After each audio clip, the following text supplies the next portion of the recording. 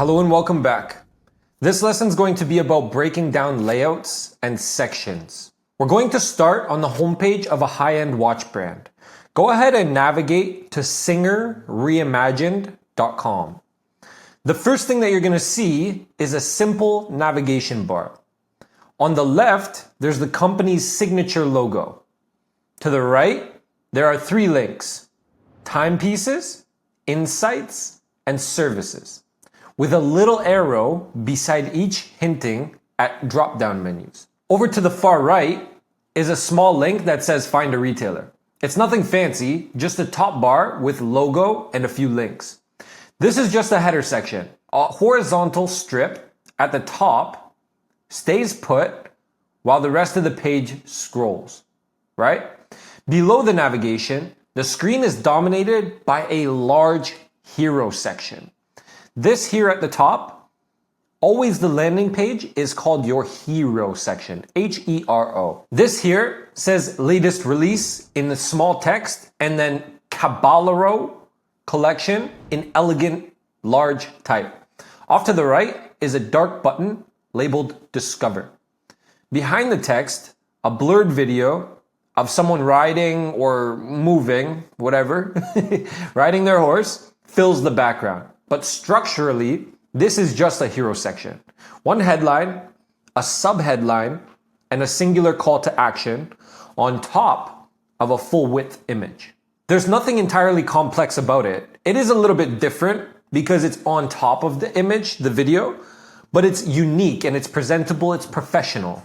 If you wanted to build this, it's literally one section with a background image or video and some centered text on top. So let's scroll slowly.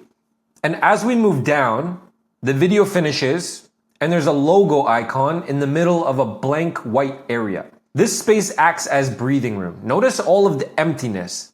Notice how the emptiness also separates the hero from the next section. This is just a spacer section. The terminology behind this is called padding or a blank div. Okay? Write those down if you need to. Padding or a blank div when you're building. Scroll a little bit further. And now we arrive at a section with a large statement. It reads forged in design, fueled by vision. Then it continues with we reimagined icons with soul, beauty, and precision. This is the world of Singer. Below the sentence is a dark button that says discover our story. Nothing else surrounds this. This entire area is just text centered in the middle of the page. Think of it as like an intro section, an about us. It has a heading, a descriptive paragraph right here, and a call to action. You could recreate it with a heading element, which is this right here, heading element, a paragraph element, and a button component. And it's stacked vertically. The generous white space around it makes it feel premium, but structurally, it's simple. Now, scroll down slowly until you reach the next distinct block right here. You'll see a horizontal line that spans the width of the page. This thin divider here at the top is just a line element to mark the transition.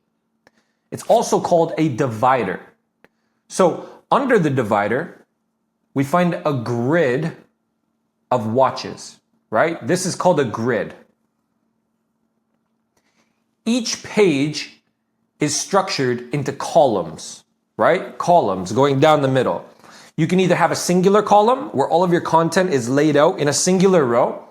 You can have a double column where your content is, for example, split down the middle, and on the left side column is your text, and on the right side column is your image. You can resize your columns, so you can have 25% width on the left column and 75% width on the right column to make up the entire width of the page.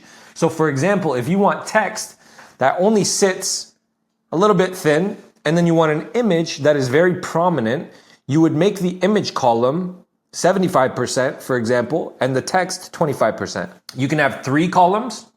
You can even have 4 columns. You can even have 5 sometimes, depending. Now, Let's go back to the watches. Each watch is displayed as a large image with text underneath. The first says Caballero Collection. The second, Heritage Collection. And the third, 1969 Collection. The fourth, Drive Track Collection. They sit in a row, okay? When it goes sideways, it's called a row. When it goes down from the top, it's called a column. Each occupying equal width. This right here, what you're seeing on this page, is just a 4-column grid of cards. Each card has an image at the top. So the card is made up of all of the details or contents within its section, right? So when I hover here, you see how I hover and it triggers the hover state.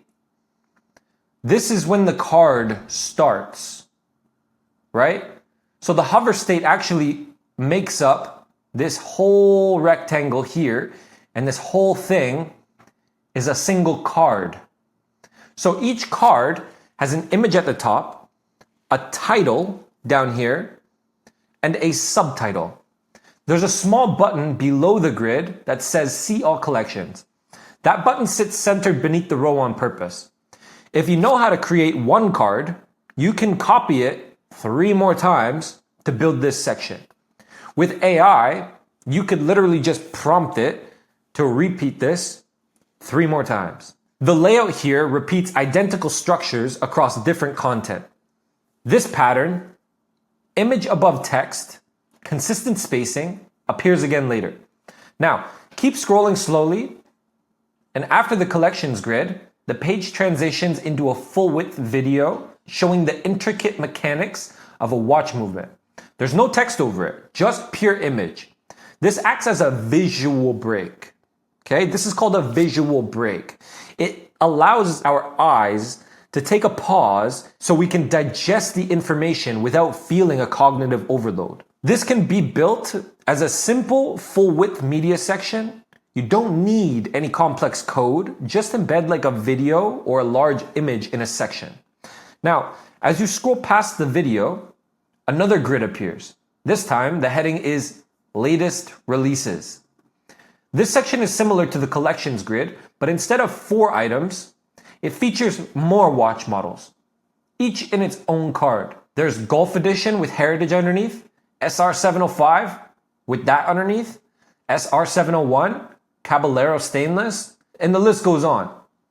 The pattern is the same. A product photo at the top, then 2 lines of text, and then at the bottom of this grid, there's another button that says See All Watches. Notice how this layout repeated the exact same structure from the previous grid. You could create a reusable component for these watch cards and populate it with different content. So what that means is, basically when you're prompting AI and you have a section built out, make sure that this section, and we're gonna go over this again in the next videos, make sure that this section right here is basically copy and pasteable. Does that make sense? This repetition is what makes seemingly complex websites so straightforward to build. Scroll gently to the next section. You'll see the page now shows a 2-column layout, what I was talking about earlier. On the left, a soft pastel color, small text reads Freshly Unveiled, and below it, a larger heading reads Track 1 Glow Edition. On the right is a photo of the side profile of a watch. This is a simple split section, text on one side and an image on the other. We haven't changed the structural pattern. We just moved from a grid to a 2-column layout. If you can build one 2-column section, you can reuse it anywhere. Scroll a bit further, and the text continues beside the image. This descriptive copy sits in a single column with plenty of white space around it. It's nothing more than a simple text block. There's no fancy code behind it, just paragraphs that are styled nicely. Next, we encounter another split section named Guided by Design. On the left, there's a faint image of a watch emerging from the background. On the right, there's a heading in large serif type, Innovation is not an act, it's a mindset. Beneath is a paragraph describing how they question the rules, bend them, and imagine what's never been done. At the bottom, there's a small dark button labeled Discover. Structurally, this is again a 2-column layout.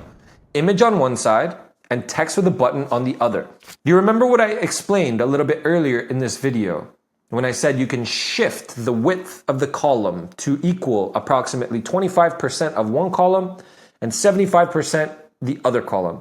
This is exactly that. Now the composition mirrors the Track 1 Glow Edition section that was above. You can see the pattern. The site reuses the same section style, just with different content.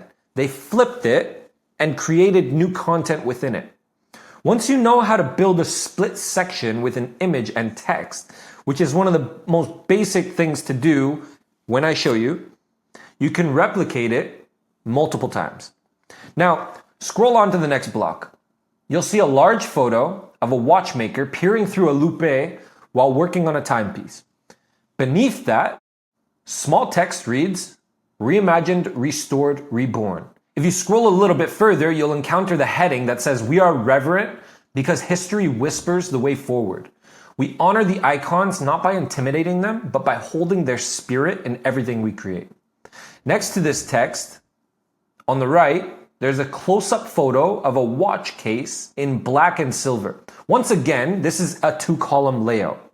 The pattern repeats, image and text, balanced across the page. The image here is 50%, give or take. And then the image up here, 25%, give or take. The image here again is approximately 50%, right? So you can tell they're staggering it. They're using the exact same sections. They just use, for the first section, they would 50-50 it. For the second section, they would 25-75 to add a little bit of variation. They would flip it so that the image is on the left instead of the right. And then they would flip it back. And then they would copy and paste the section from up here and put it right here, right? They would just fill it with different materials. Now, while we're down here, there's also a dark button labeled Discover, consistent with the previous sections. The design remains cohesive because the underlying structure is the exact same. Finally, scroll to the bottom of the page and the black background appears, creating a clear separation from the white sections above. This footer area contains 3 main elements laid out horizontally. On the left, there's the brand script logo again. In the center column, a heading that says Newsletter invites visitors to join the global family for exclusive updates, followed by the subscribe button. On the right, Contact, listing the address in Switzerland and a phone number, plus a few small links for Site by Rezo Zero, FAQ, legals, privacy, and a few social media icons. If you break it down, this section is simply 3 columns. 1, where the logo is, 2, where the newsletter is, and 3, where the contact is. So it goes down, down, so 1, 2, 3. It's the same idea as earlier. Split the area into equal parts and populate each with content. You can create this using something called a flexbox or a grid layout with 3 columns. Notice how throughout the entire website, everything is arranged in sections. First, there was a hero with a heading, right? Subheading, and a button. Then, a simple text introduction here. Next, a grid of cards. Then, another grid of cards. After that, a series of 2-column sections where it's flipped, where one side holds text and the other holds an image. And then even the footer represents the 3-column pattern. There's nothing fundamentally complex here. The perceived sophistication comes from high-quality images, typography, and spacing. Once you recognize the patterns, like hero sections, grids of cards, 2-column layouts, you can mentally deconstruct any page. Building a website in a tool like Cursor, what I'm going to teach you, simply means stacking these sections on top of each other. As you scroll through this website, you can see the repetition everywhere. The watch cards in our collections are the same as those in latest releases. The split layout for Track 1 Glow Edition is reused for Guided by Design and again for reimagined, restored, reborn. Even the call to action buttons share the exact same style and placement. By noticing these repeated structures, you realize that an award-level site is not an endless stream of novel designs. It's a handful of simple layouts reused thoughtfully. The artistry lies in content, imagery, and typography, not in inventing new structures for every section. If you were to build this site, you'd define a handful of section types, a hero section with background media and overlay text, a text-only section with a heading and paragraph, a card grid for collections or products, a split image and a text section, and a footer with multiple columns. Each of these would become a reusable block. You'd then assemble them in the same order that you see here. The hero would be one section, the intro statement would be the second, the collections grid would be the third, the video strip could be a sample media section or a video, the latest releases grid would be the same component as the collections grid, just with different information or data inside it. The freshly unveiled and other philosophy sections would be instances of the same split image and text component. Finally, the newsletter and contact area would be your footer block. By approaching it this way, the entire page becomes a series of manageable building blocks rather than an intimidating monolith. Now, throughout this walkthrough, I've been narrating what you see and translating it into buildable parts. Whenever you feel overwhelmed by a beautiful site, put on this type of X-ray vision, okay? Identify the hero section, find the grids of cards, recognize the split sections, and see how they repeat. With that understanding, you can approach any high-end website with confidence. Remember, that premium feel comes from combining simple sections with great typography and imagery. Complexity is just multiple simple parts that are combined together. You can build each part separately and then assemble them together. That's the magic of modern web design. That's all for this one. I'll see you on the next.